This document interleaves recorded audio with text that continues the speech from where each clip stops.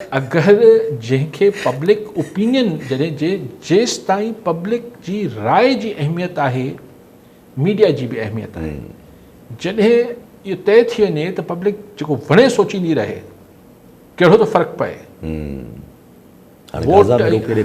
Gaza में मां केॾी मीडिया कवरेज कई, छा थियो? नेतन्याहू खे रोके सघे? नेतन्याहू खे परवाही कोन्हे। अलाए छा छा ॾेखारियो। पर जंहिं ॾींहुं इज़राइल जा माण्हू निकिरी पिया इन हुनजे ख़िलाफ़, त नेतन्याहू जो वॾा बि गोॾा खोड़ींदा।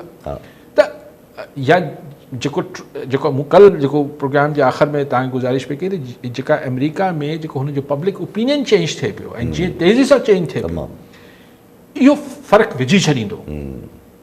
इहो अमेरिका ऐं इज़राइल जे विच में मतिलबु हिकिड़ो फ़ैसिलाइतो जेको फैक्टर हूंदो, उहो अमेरिका जो पब्लिक ओपिनियन हूंदो। अमेरिकन प्रेस छा बि करे वठे, पर अमेरिकन मीडिया ते इज़राइली लॉबी जो ग़लबो रहियो आहे डिघो अरसो, पर पब्लिक ओपिनियन खे छा कंदा?